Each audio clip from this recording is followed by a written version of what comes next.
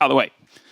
We're going to start off this afternoon with a little bit of a change to the program. We're going to be talking about outreach. One thing that was coming up as we were kind of going around all the conversations earlier about designing the plans that are now on the wall is this kind of need for consistency. This need to have an absolute backbone of something we do regularly, consistently, and we know it helps us get closer towards our goal.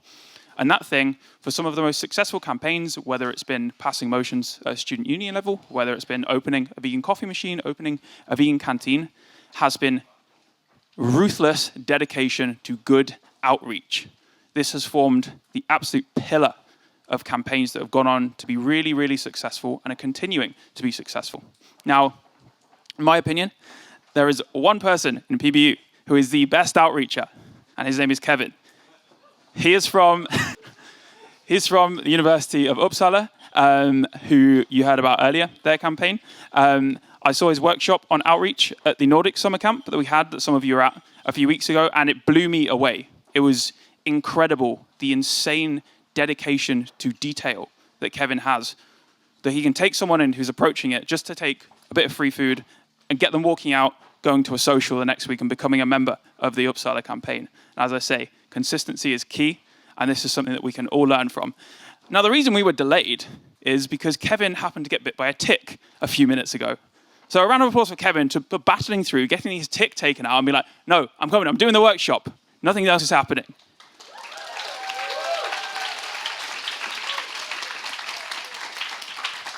Thank you. Oh, how close do I need the microphone? Pretty close.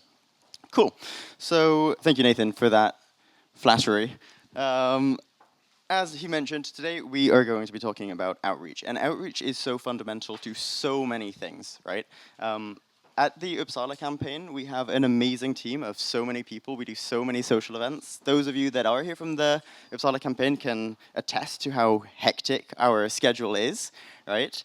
Over the next few months, we are going to be doing 4 or 5 events every single week. And one of those events that we're always doing is outreach. And if there is only one event that we were doing per week, it would be that outreach. Because it's so connected to everything else. It's connected to mobilization, it's connected to getting the resource needed to get those events. Again, events beget members, and members beget events. It is just a cycle, and you have to start somewhere. And very often, the place that you start after you do this really fundamental research is outreach. And so today, what we're going to do is we're going to walk through pretty systematically 4 things that you can do at outreach to move towards those wins. And you know, when we started the campaign in Uppsala and started doing outreach, it went shockingly shit.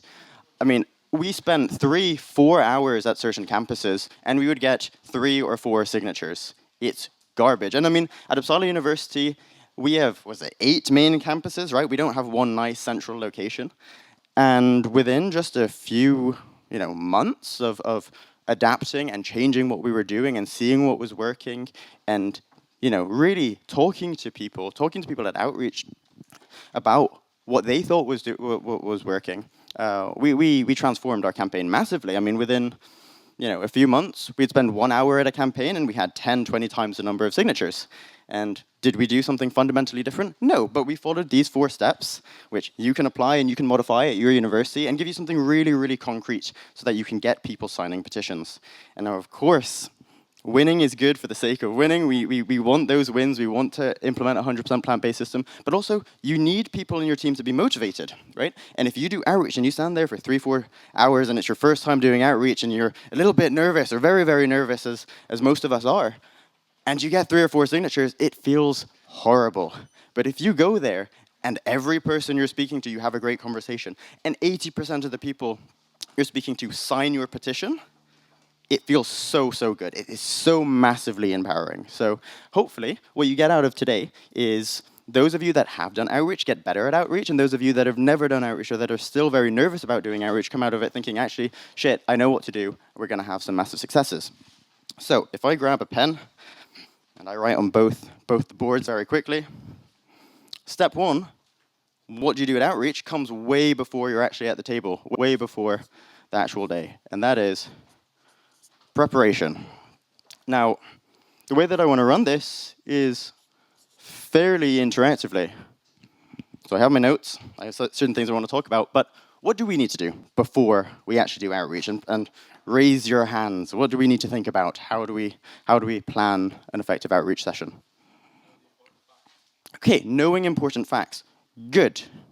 Now, this is going to sound a little bit silly, but if you control the narrative from the beginning of your outreach, if you can drop a few important facts, but importantly, win them over on the emotion, that is how you're going to get the signatures. So a lot of you have probably approached outreach and you just spit 10 facts at someone. And what happens? They get bored after the third fact. Yeah, this percentage of emissions comes from animal agriculture. Okay, fuck does that mean, right? So you need the facts so that you're credible. You need the facts so that someone doesn't call you out on not knowing the facts. But the facts aren't going to win you the petition signature, right? And so we'll talk about how you control the narrative, we talk about how you get them to agree, but yes, you need to know some fundamental facts, and hopefully, right, you need to know how to respond to certain criticisms of the campaign, because you will have people that criticize you, and yes, you need facts. Now, bear in mind, when you do outreach, it's never just one person at the table, or it's very rarely just one person at the table. It's often a group of friends or multiple people. And so having facts and being able to respond to the criticism of one person, even if you don't win them over, sets a really good example for the other people, right? So it's not just the person you're speaking to, it's the entire sort of vibe of the group. Yes, okay, you need some facts. Good, what else do you need? Yes, good, there's some really fundamental logistics.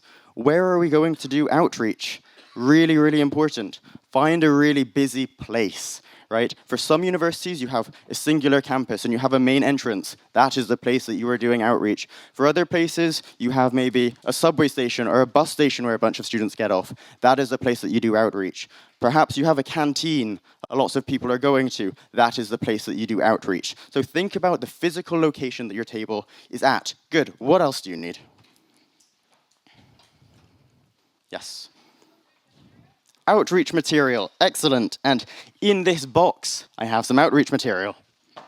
So we're going to get there in a second. So someone over there talked about place. Also think about time. Now this depends on your university, but lunch is an excellent time, right? Everyone's coming out. No one's got class usually between 12 and 1 o'clock.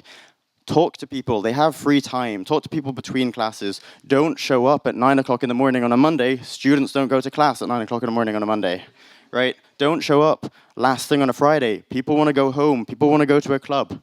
Go there, right? Go there at a time when there's actually students in that particular place, right? The worst outreach session that I think I ever had wasn't one of these times where we had 3 or 4 signatures. We had 0 because we went to a campus and realized, oh shit, there are 0 classes this day at this campus. That was horrible. Don't do that. Good. There are some small logistical things. Book it plenty in advance. Share to the team, right? Obviously, you need people there. How do you get people there? And then we'll talk about some of the outreach material. Yes?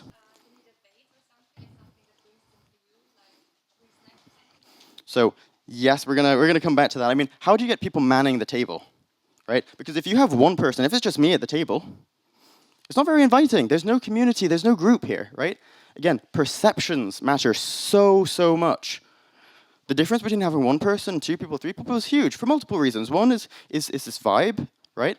But also, students come out in waves. You come out of a class, you've got 20 students coming out of the class. What are you going to do? Speak to 20 people? Really meaningfully? Probably not. But if you have 2, 3, 4 people, it's much more manageable. And then half an hour, there's no students, right? Because everyone's fucked off back to class or everyone's eating their food. So really important that you have enough people at the table. And again, especially when you're starting and everyone's worried about outreach, how do you get your group, people from your campaign, to the table? Yes? Good. Run an outreach workshop. Do something like this. Have some training, some practice. Good. But you do outreach workshop. You're still a bit nervous. What do? You post in your WhatsApp channel, your Facebook chat or whatever. You say, hey, to the 50 people in the chat, do you want to come to outreach? And what happens? You get 2 people coming to outreach, if that.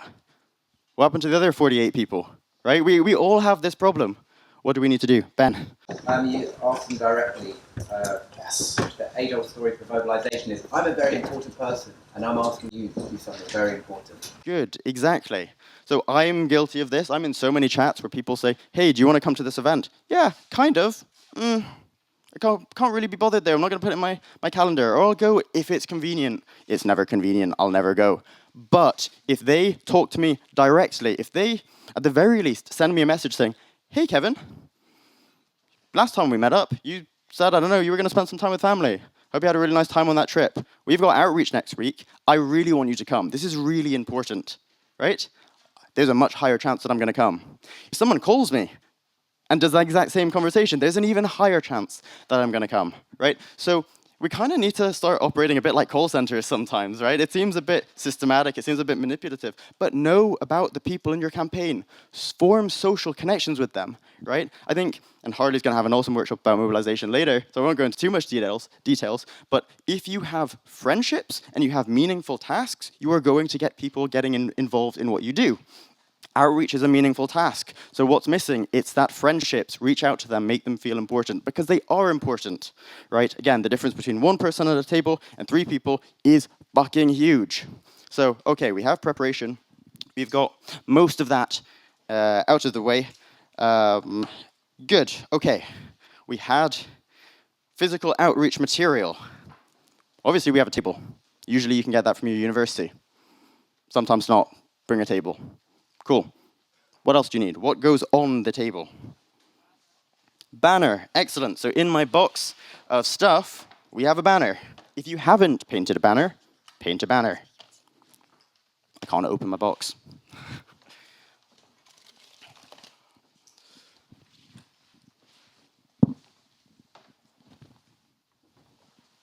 Oops. Good. Now, we have a banner.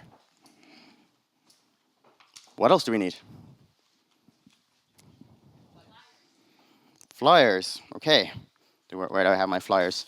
So because this was last minute, I only have these flyers, but you'll have something like this on your table. Here's another hot take. Whilst you want flyers on your table, they're crap. I mean, they're absolutely dog shit. If you just give out flyers to people passing by and say, hey, we're plant-based universities, we're a really cool environmental organization, read a little bit about us, there's a QR code on the back, sign our petition. No one's going to sign your fucking petition. You will have so many people reading it. After the end of your outreach, there are going to be flyers all over the campus. Cool, yeah, you exist. Now what, right? There's no real ask. There's no real communication. There's no real friendship, right? So you need something more. Now, don't get me wrong, there are times when flyers are important. One, they make your table look pretty, right? They make you look like a real organization. Again, vibes, atmosphere is important. Sometimes someone really is in a rush and you try and hunt them down, right? You follow them, say, they've only got 2 minutes. This will only take 30 seconds, don't worry. And they're still walking. All right, fine. Last-ditch resort, give them a flyer. It doesn't hurt. But again, that is only a last-ditch resort. There are so many more important things. So if not a flyer, if that's not going to get us our petition signatures, if that's not going to get us our meaningful conversations, what do we need to do? What else do we have? Food, okay, good. Here's a plate. Here are some cookies. Now, cookies are cool. We'll share these afterwards. But you can, feed 2 birds in 1 scone? I think that's the vegan version. By having a baking event the day before, right? Now think about this in your mobilization. You've just met someone. What's the first thing you're going to do? Invite them to outreach? It seems pretty scary, right? What's a lot less scary? Baking with people. Invite them to your home. In Sweden, we make chocolate balls. Asta said that. You can bake cookies. You can bake cakes. It doesn't matter. Cinnamon bun day in Sweden. Big thing. We all bake cinnamon buns. We give cinnamon buns out at outreach. Fat Tuesday, we eat these cream buns. We made cream buns. We posted it on social media. We had 60 people coming from a $5 spend on meta ads saying, I came here for a free bun. What did we do with those 50, 60 people? We spoke to them. They all signed our petition. There is so much you can do, right? Again, Clara, we often joke that you live at our apartment, and that's because Clara lives 5 minutes away. We're always baking. I mean, one day we baked 500 500 chocolate balls in one go. All of my double fridge freezer, like 2 drawers, were just filled with chocolate balls. It was crazy. What do? We gave them out at outreach. Why? Because people really, really like having this type of stuff, right? It's a hook. It brings them in. but we're not a group that just gives out free vegan food, right? So again, this might be so context dependent. In Sweden, you'll have cookies or chocolate balls or whatever, and people still won't stop. Oh, why? You don't want free food? Well, what we often have is we have another sign, and we have a sign saying free food. But even that isn't enough. People will look at the sign, and then they'll look at you in your soul, and then they'll walk past anyway. Why? Because you're not reaching out to them. It's the exact same thing as sending someone a personal, text or calling them, but in real life with a stranger.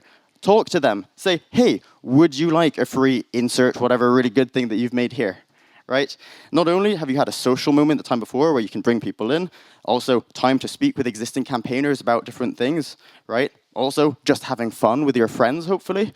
You've got something really good for people at Outreach. And if you've baked it really good and it tastes good, one of the big arguments against vegan food or plant-based foods, oh, it tastes shit, that's gone because you are enjoying this thing which you didn't even know was plant-based. What are you going to say now? Yes, you have a question. Hi, I was just going to ask, because at our campus, we're not allowed to give out food, which really sucks.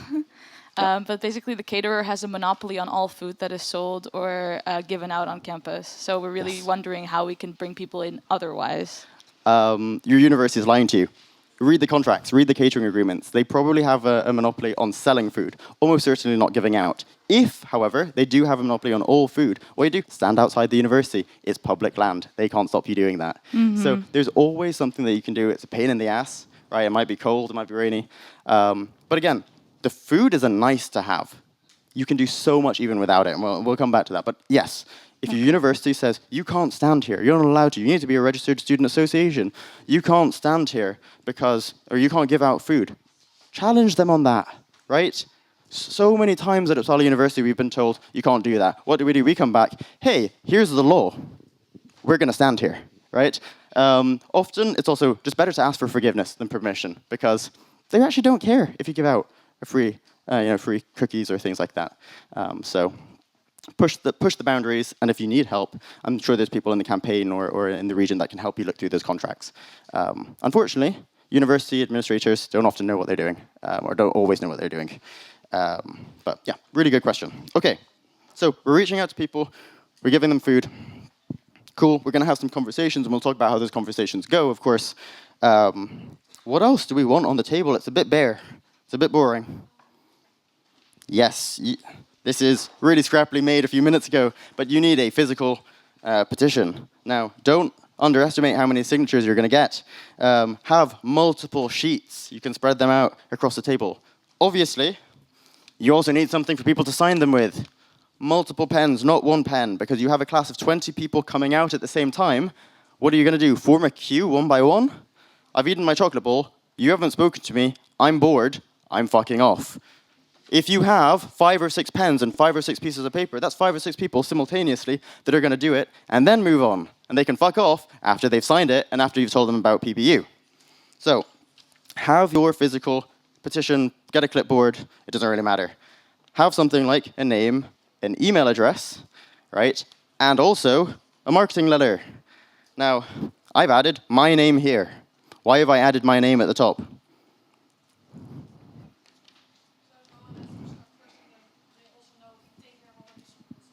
Yes, the worst thing when it comes to, if someone asks you to sign something, no one else has signed it.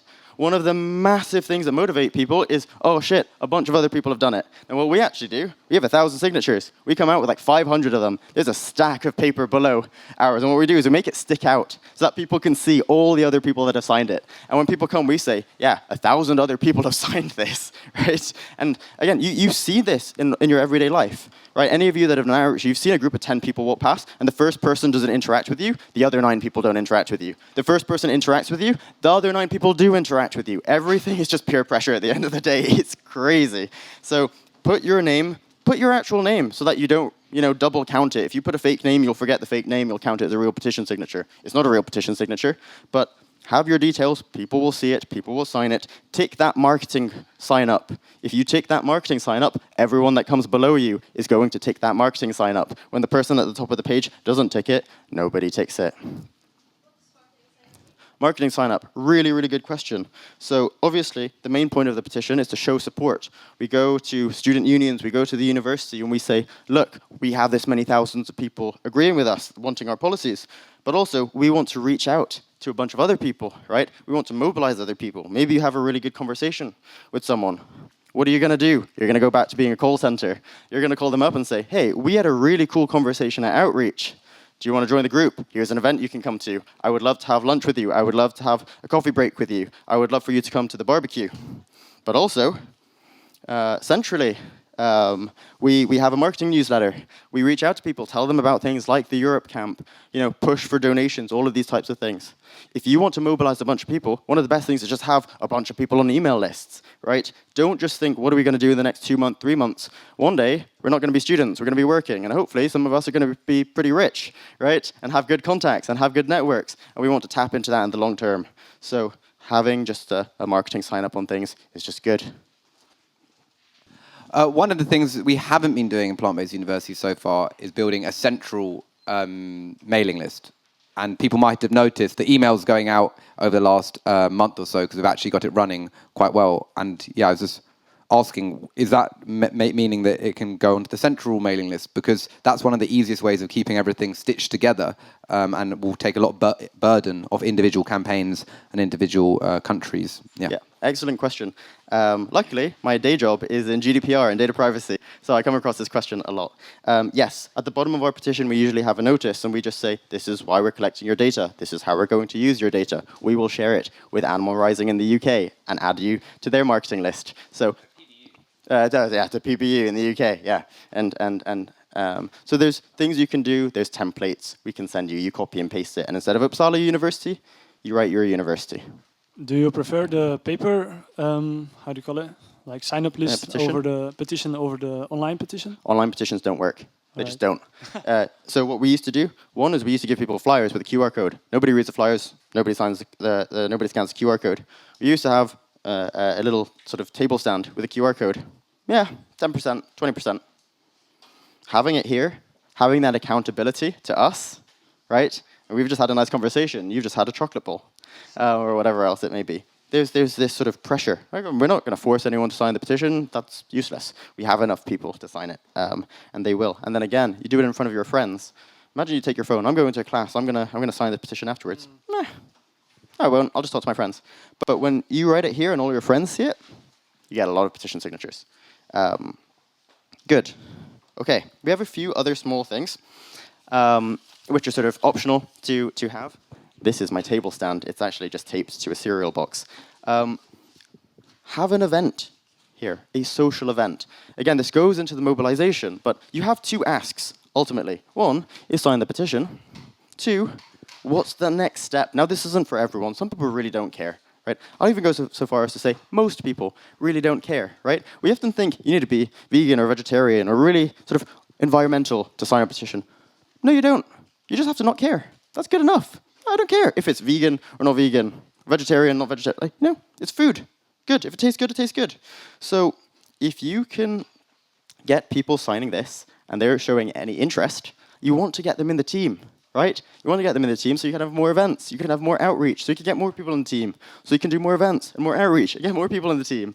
And then what? Use those petition signatures, use those connections, win. So have something. We often just do barbecues. It's really, really low. And then we have a good time at the barbecues, and we invite them to lunch, or have a coffee break, and then we invite them to do an event, to host an event, to organize an event. Really, really easy events, though. And now they're part of the team, right? So there's just this cycle of you can grow and grow and grow and grow. Good.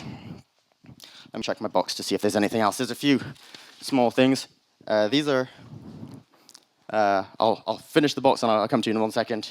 Really small things, optional, but nice to have. Stickers, lots of people like stickers. If people are interested, if people take a sticker, that's a really good indication that they're a bit more than just someone that can sign a petition. If you're taking a sticker and putting it on your laptop, for example, you support us. And if you support us, we want to mobilize you to our next event. And if we mobilize you to our next event, we want you in the team. So there's a lot that you can do with stickers. this kind of depends on your country and your circumstance, but in Sweden, we work with this group called Läkare för framtiden, Doctors for the Future. They promote plant-based foods out of a health purpose. And one of the criticisms or questions that we get often when we're in the sort of medical centers is, well, tell me all about the nutrition facts. I'm not a doctor. I also can't be fucked to read that many medical journals. So what do? Läkare för framtiden donate some books to us. And so only when we're at the medical center, I have these medical books out. And so anytime a medical student says, tell me about the health, I go, here you go. Maybe you'll read it. Maybe you won't. I really hope you do.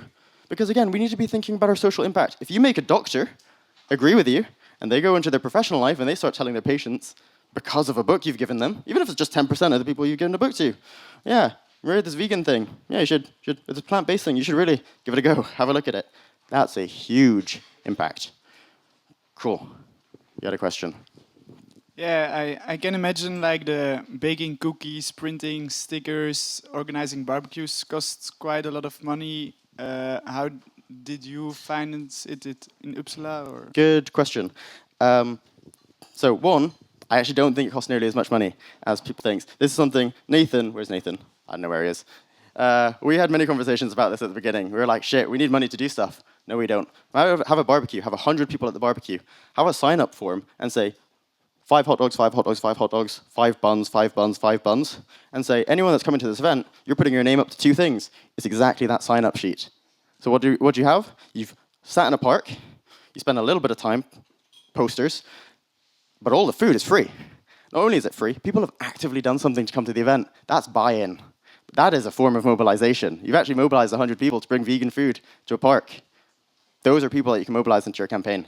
So one, I said, rely on the community spirit. The community is real, it's alive, it's thriving at universities. We just need to tap into it. So one, I actually don't think that many of these social events have to cost much money. But two, luckily, plant-based universities has an amazing support system that if you're going to bake with your friends and you're going to do stuff for outreach, absolutely we can get funding for that. So speak to your regional coordinator, they'll help you get that small amount. For things like printing, maybe your student union has free printing. Maybe staff, PhD student has free printing. If not, don't worry, we'll support with that, right? But at the end of the day, for us, it's a massive, massive return on actually a really small investment. For something like chocolate balls, we're looking at like, like 1 euro cent per chocolate ball. It's oats and some vegan butter and some chocolate, and that scales massively. So, good question there. Good, okay, look, this is your sort of fundamental, what I think you should have on your outreach. So that's your prep. Now, one of the things which is really important is absolutely that hook, right? Because it doesn't matter how many people are walking past your table, if they're not engaging with you, well, you're not gonna have any success. So that hook is often that cookie, or maybe it's an event, or maybe it's stickers, or maybe it's coffee or tea or something else. I think the best hook that I've ever heard, the best hook that I've ever tried, is something which Sophie suggested to us, waffles.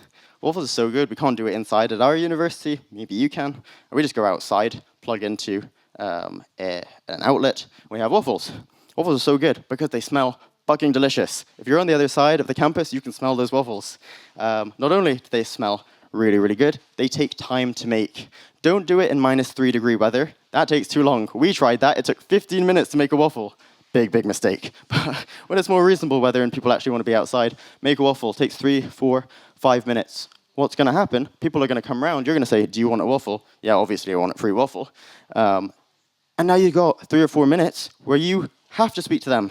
Because otherwise it's really, really awkward. And they're going to speak to you because they want that waffle.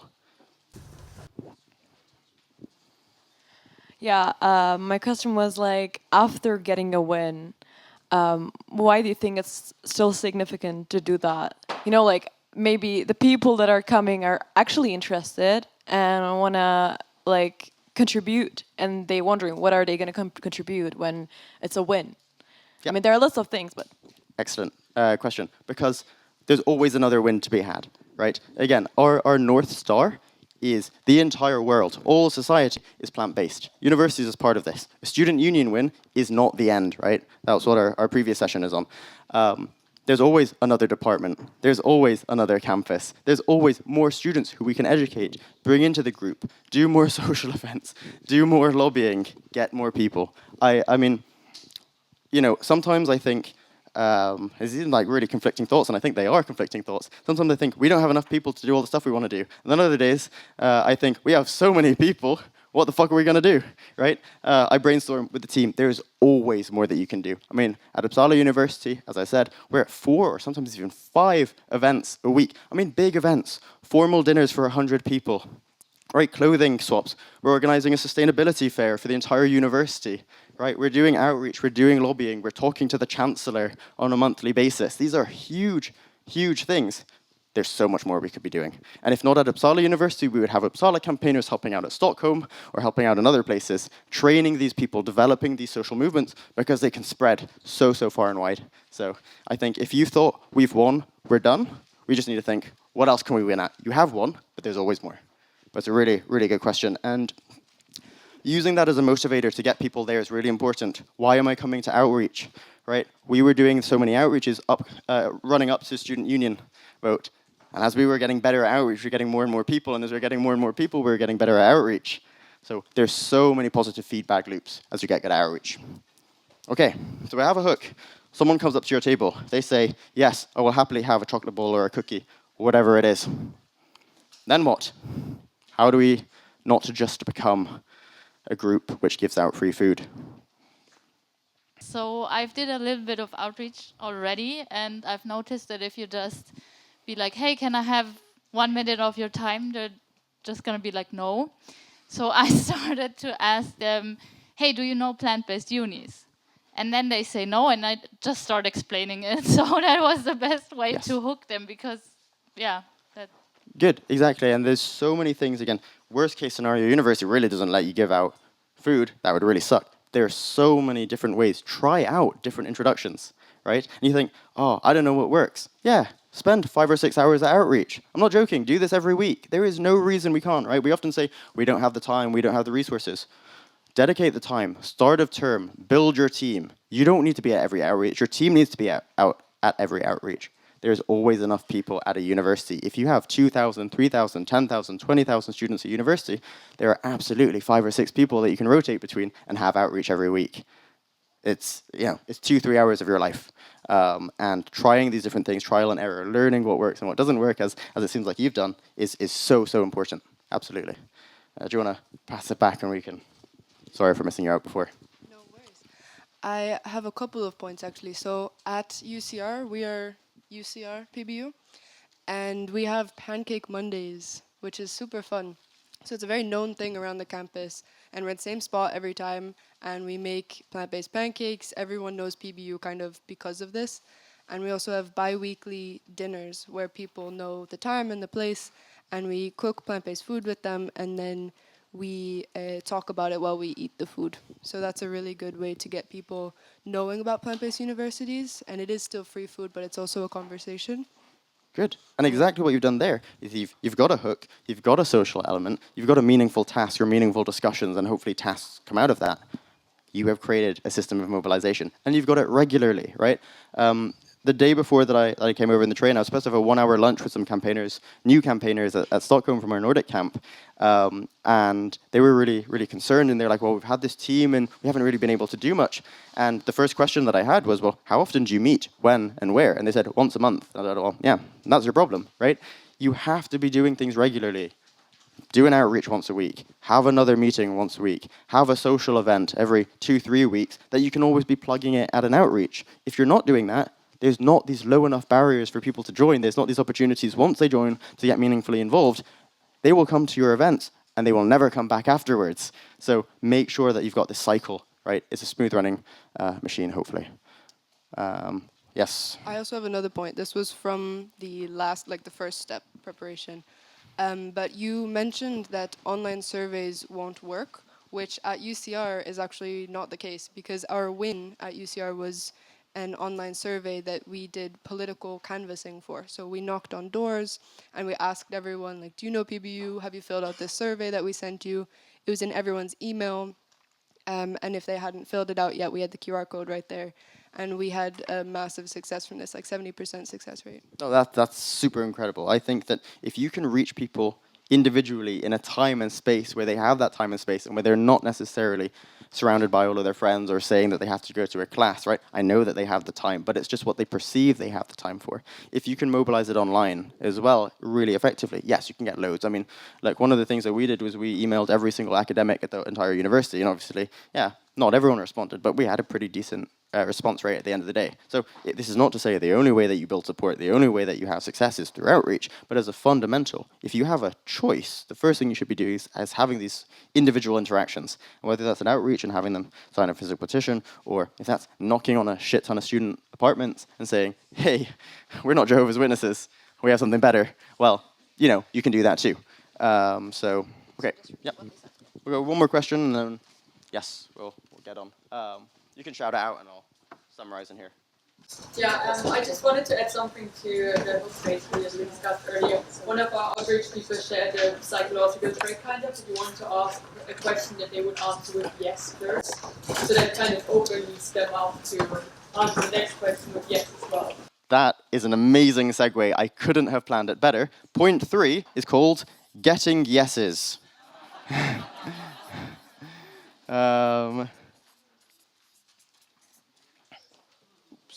Good.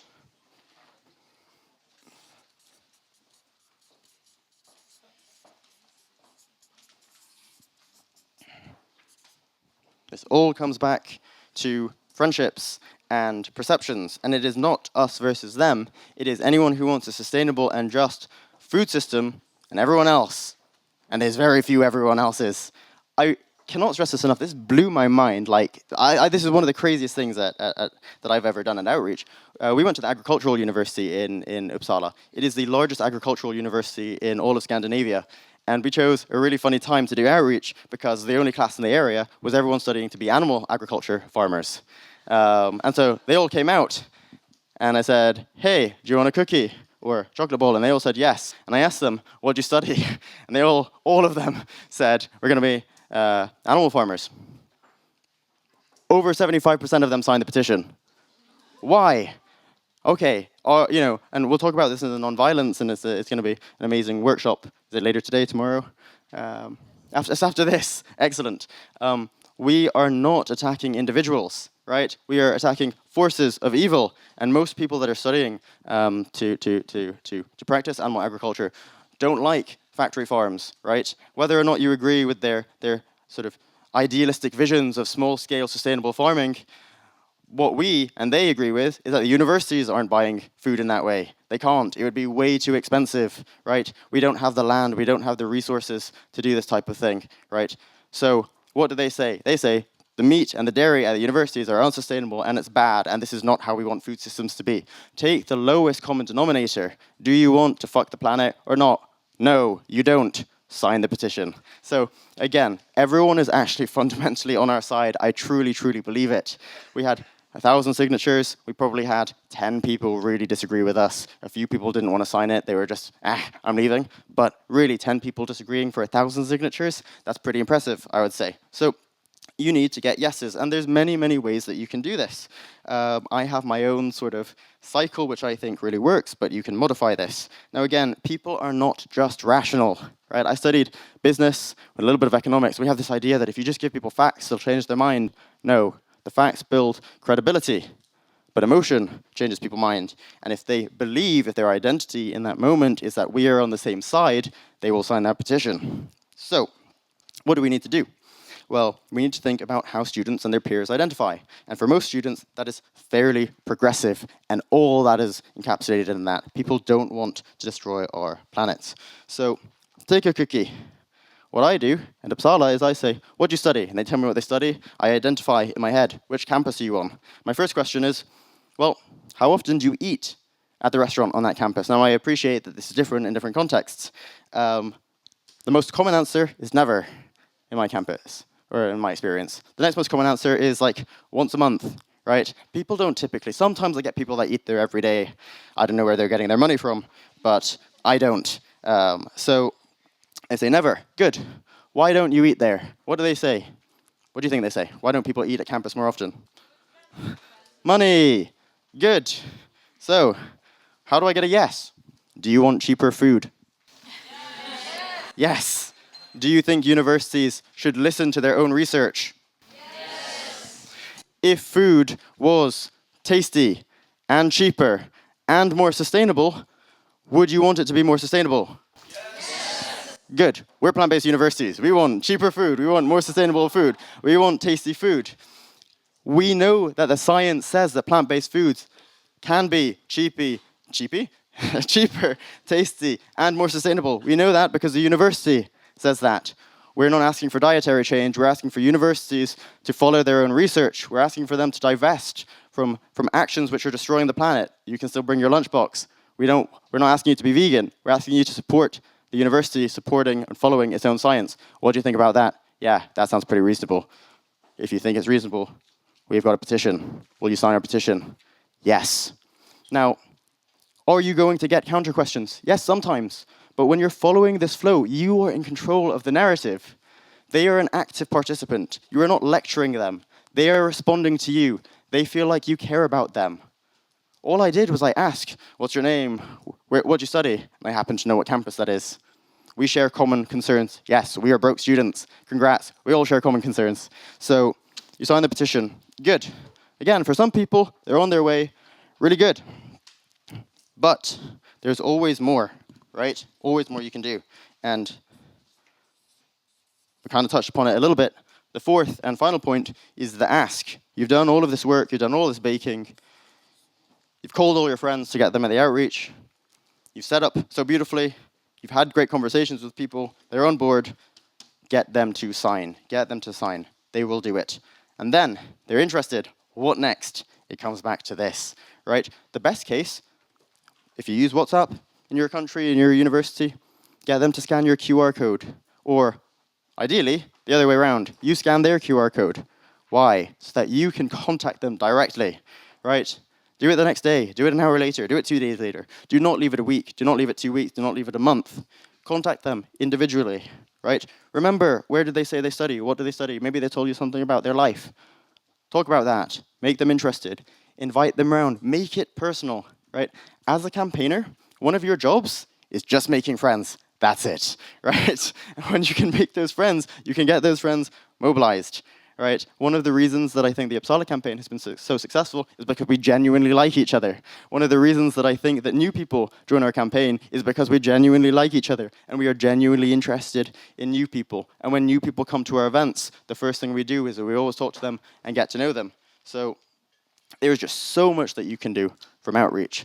And I really think that if you're at a campaign which is a bit stagnant, perhaps, a bit struggling a little bit, not really sure how to get new people, what to do, get a social event, plan a social event for 3 weeks, 4 weeks time, do a shit ton of outreach with your small group, do some baking, discuss some things, get all of the new students. And look, at Uppsala, it's a bit slow because we have these 8 campuses. At one of the universities, Linköping University, on their smaller campus, they've just got 1 or 2 buildings. They did their first outreach the day after our Uppsala win. Everyone was super motivated. Everyone was super happy. Right? Again, we were doing 4 or 5 signatures the first few times we were doing outreach. They did 1 hour and they got 60. That's more than we've ever done, right? So day 1, they were already outperforming us. And what were they doing? They were just doing this, and they also really liked each other. Now, last but not least is you will have difficult times. You will have difficult conversations, right? One of the great things about having a small group of people is you can check in on each other, right? This is what friends do, because we're not just pretending to be friends to grow the movement. We actually are friends, and that very thankfully does grow the movement. So check in on your friends. Make sure that people are okay. Take quick breaks. Enjoy a chocolate bowl yourselves, right? And do I have anything else? I don't think so. I think that brings me roughly to the end of my presentation. So, yeah, thank you.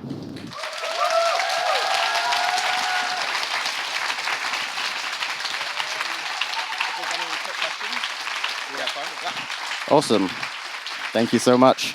I really hope that it helps you in your campaign. Obviously, if you're worried about outreach, there's always people in adjacent cities that can come down and help you for your first outreach. There's always someone experienced nearby. But let's open up the floor if there are any questions. I know I have a bunch of questions about outreach when I was getting started. So I'll have a few minutes, and perhaps here we will go with the mics again, if that's okay. Do we have the mics?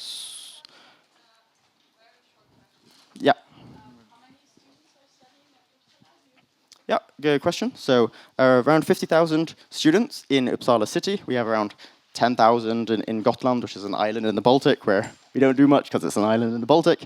And then, I could be wrong, but I think around 10,000, 15,000 of those are online predominantly. So I call it 30, 40,000 based in Uppsala across these sort of 8 campuses. And I don't know if anyone's so familiar with the Swedish education system. For the most part, there are exceptions. It's very relaxed, right? I had like 2 classes a week. I know, Clara, you're a natural scientist. There was a bit more for you. But on the whole, it's really relaxed. So are you going to talk to thousands of students per day? No. But how do you make up for that? You just do outreach all the time. You're at all the campuses all the time. And not only did we get student support from this and mobilize the team and really invigorate the team, one of the best things, it was a really cold day. It was -5, -6, and we were outside for 8 hours this day because it was a new reception for international students. We decided to put a table right outside where the buses were parking, and the university came over and called their security. I was like, hey, we just look at your flyers. We think you're doing this illegal. And what did I do? I pulled up my laptop with like all these laws quoted, and I said, here you go. Take this inside. Would you like a chocolate bowl? and they fucked off for 10 minutes and came back and said, yeah, actually, we can't do anything. Right, so we stood there for 10 minutes. I froze my hands really, really badly. It really hurt. But we spoke to so many new students, and someone walked past, an existing student who I like recognized her face, and I knew that she was in environmental circles, and I said, hey, do you have a minute? And I had this really awesome conversation. She was really supportive of us. And now she's the head of the student union, or sort of the vice chair of the student union. So you can meet so many interesting people and meet these decision makers just being everywhere all the time, right? That's our goal. We should be everywhere all the time. There should be stickers in every city. There should be posters on every billboard. There should be outreach at every campus as often as we can. There should be social events wherever we can. We just need to be everywhere, but purposefully, right? Not just for the sake of being everywhere. Everywhere this sort of progression of low barrier, higher barrier, higher barrier, higher barrier. Now you're a core member, right? You're growing as an individual. I know that was way more than the question, but I hope that answered it anyway. Do we have any more? Yeah, sorry. So the question is, once you've done outreach, you've built this list of people, you want to mobilize people, and you're reaching out to them, and they're ignoring you, or they're giving you excuses. At what point do you give up? Honestly, you will get most people responding to you positively if you reach out. There will be some that don't. For the most part, it's okay. Don't respond. You can do another outreach and meet a new 100 people and find another 20 people to reach out to. So I don't think there's a shortage of students. Now, of course, let's say there's someone, the head of a student union, who comes by and they're really, really important. You're going to want to keep reaching out to them, right? But if it's just a student who was a little bit interested, maybe just took a sticker and you've reached them twice and they're giving you excuses or not responding to you for a few weeks, okay, we can live with that. But again, have them on a list. There's always opportunities. They can always come to the next social. It never hurts because they might get invigorated and motivated to do something later, but you don't need to waste your time on that. There's hundreds of other students. But really good question. A social is a social, right? Fundamentally. But you can make things social whilst essentially doing sort of some data gathering, right? Now, let's say that we have a barbecue. We did a barbecue and a hike on like a week and a half notice, and we got 50 people or something coming. It was really good, and everyone had buy-in, and we had all their details, and we added them all to some lists and contacted them later, and some of them came to the Nordic camp. It was excellent. And we had maybe 6 or 7 campaigners that were really active coming to that barbecue. And what we said beforehand is if you see me speaking to any of the other campaigners already in the campaign, something's gone wrong. Because I already know you, I'm already your friend. But I don't know these other 45 people. So it was a social, but I was getting to know people. I was getting to know people in a real, genuine way because they were actually really interesting people from all around the world studying all different things with all different perspectives and all different interests in plant-based food systems. And to be fair, out of the 45 new people, yeah, probably 35 of them, I didn't think, there was much value in mobilizing them to something fundamental. Maybe they'll come to 1 or 2 outreaches. Maybe they'll come and support a protest. They will definitely sign the petition. But in that social, what we were doing is we were looking for the 5 or 6 or 10 core people to say, yeah, you actually have a real big interest. You study environmental science, or you've done environmental activism in your home country and you don't have a good group here in Sweden because all the groups are in Swedish or they haven't done this type of invitation so nicely. So we do that. And hopefully, sometimes it's the first time I've met them, sometimes it's not. For me, anyway, the next step is just reaching out to them directly and saying, hey, we've got all these projects. come over, let's have some tea and or coffee and some cookies, and let's spend 2 or 3 hours discussing how you can get involved in the campaign. We have, for example, so again, we have 4 events a week. It's crazy, but we have some of these events in like 2 months' time that we haven't planned out fully. We know that we could plan it in 1 or 2 hours, but we haven't planned it. Because when we get a new person coming in, we can say, hey, here you go. We're going to guide you. You're going to plan it. Why do we do that? Is it a waste of time because it takes double as long to get someone else to do it? No, it's not. It's an investment. Because when they're doing it, they're going to stay. So socials are socials, but you need to follow up. If you're not following up, it's a wasted opportunity. Then it is purely a social. Social plus follow up, massive. Yes, go for it. It's more sharing than a question. Yes. Okay. So it's with another movement. I've done some outreach. Well, I have done some outreach in the street, and it's for the preparation part of the book part. We had like some steps, and we have written a script of discussion according to these 6 steps that everyone during the outreach workshop before doing the outreach could read and could reread at its home. Like the first part is presenting yourself.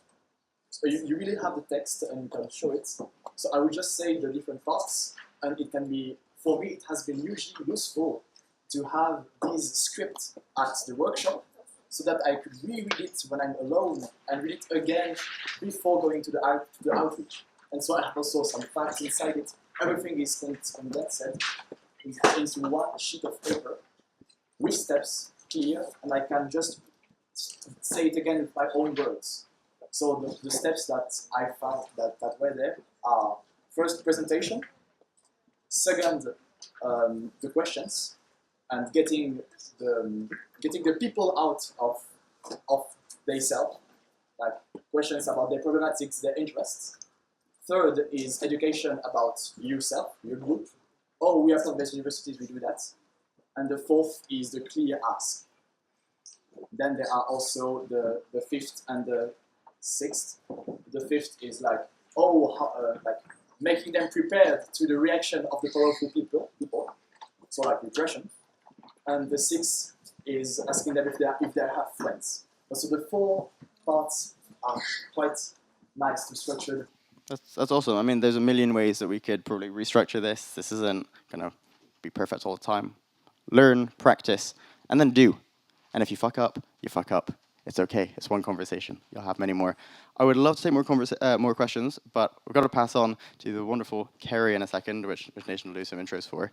One more round of applause for Kevin, please.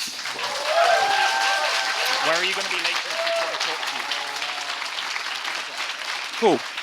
And we had so many more questions than Kevin could answer. Kevin is going to be sat on the outside tables during dinner time. Please come and use his brain, everybody. You've seen how full it is. It's like a melody to my ears hearing Kevin speak about outreach.